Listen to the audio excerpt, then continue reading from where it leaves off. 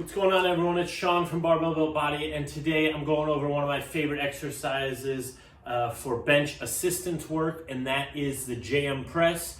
A lot of what I'm talking about for the JM press is going to be similar to the close grip bench press as far as sort of what you should be focusing on.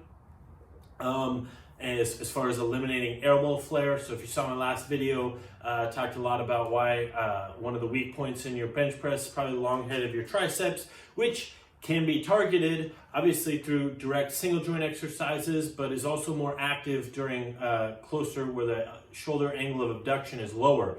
So in order to do that, some of the exercises like close grip bench press and the JM press are used. So I'm going to walk through the key points of things that you should be focusing on when you do this exercise. I think it's a great bench builder.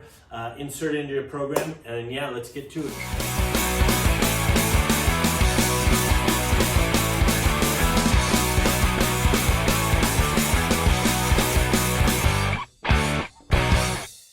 Okay, so during the JM press, the goal is very small shoulder angle of abduction.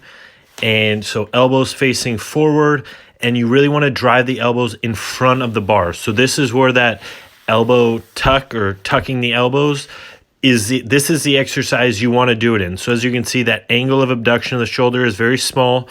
So grip width close to, I'm using my deadlift grip here. My bench grip is 1.5 inches, 2 inches wider than this. You can go a little bit more narrow. You want those arms, those forearms, parallel to your torso, and those elbows facing forward, as you can see. So you're driving the elbows under the bar. You actually want the elbows under the bar because you're trying to get that elbow flexion, basically like a skull crusher during this exercise. So as you can see, elbows are forward, coming up, pressing up. My forearm is parallel to my torso, and the angle of abduction, my shoulder, is very small. So now just a different view. As you can see, same thing. So you can see now the elbow, how far in front of the bar it's traveling. Bar path should be touching your upper chest. Basically, I drop. When I'm bench press, I'm below the nipple, kind of towards the xiphoid process, so lower on my chest. This one, you're basically going upwards above your nipple line to your neck or chin, kind of just depends on how your grip is, but definitely higher than where you're touching the chest. In this instance, you can see I'm not maxing out my extension, my elbows, and that's just because the speed of the press. As it's coming up, I'm basically losing tension because it's too fast. So I can slow it down if I wanted to, but in this case, I'm really kind of getting in a groove and kind of going through the sticking point, because if I'm accelerating through the top, I'm not too worried about that section. So as you can see, but this is one area. There is nothing wrong with going to full extension. If anything, that's better.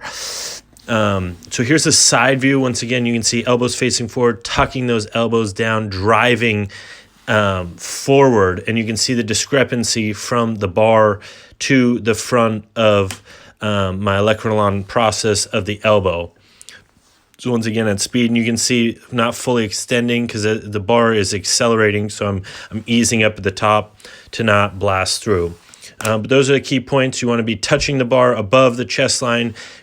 Grip should be close to shoulder width, as that close shoulder grip is going to keep that angle of abduction at the shoulder very low, which means you're going to be keeping the elbows close to your sides. And then you just want to make sure you're not elbow flaring. This is a common mistake. If you go too heavy, you're going to elbow flare, and that's exactly the movement pattern you're not trying to ingrain, as you want when you're benching that bench press to come straight down and straight back up.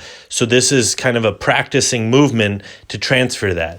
How you program this movement is how I recommend is sets of 10 to 15. I don't really think going under that is great, and I usually stay pretty far from failure, 2 to 4 reps from failure, and I program this after my bench press work.